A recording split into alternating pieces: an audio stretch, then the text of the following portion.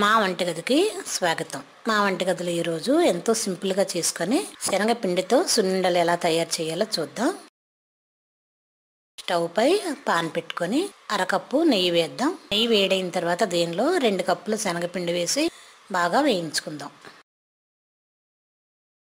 ఇలా వేగుతుండగా చక్కటి స్మెల్ వస్తుంది. నెయ్యి శనగపిండి బాగా కలిసి పల్చగా అవుతుంది.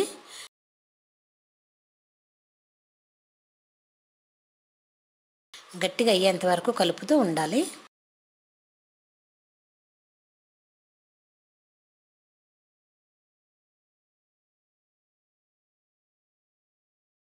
ఇలా గట్టిగా అయ్యింది. ఇప్పుడు దీన్ని స్టవ్ ఆఫ్ చేసుకొని దీన్ని వేరే బౌల్లో తీసుకుందాం. నేతిలో వేయించిన శనగపిండి కాబట్టి మంచి స్మెల్ వస్తుంది. దీన్ని ఒక బౌల్లో తీసుకొని దీనిలో 1 కప్పు పంచదార, మనకి స్వీట్ ఎంత కావాలనుకుంటే అంత పంచదార పౌడర్ వేసుకొని కలుపుకోవచ్చు.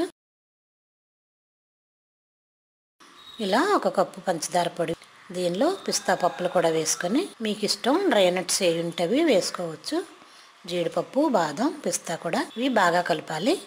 ఇది మొత్తం కలిసిన తర్వాత దీనిలో మళ్ళీ 2 టీ స్పూన్లు నెయ్యి వేద్దాం. ఇలా నెయ్యి వేసి బాగా కలిపి లడ్డూల్లా చుట్టుకుందాం.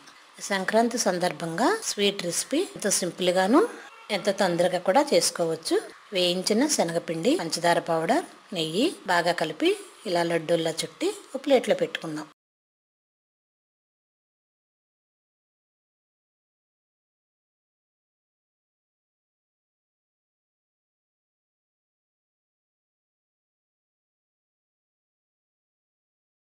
మా వంటగదిలో ఎంతో సింపుల్గా చేసుకునే శనగపిండితో లడ్డు రెడీ.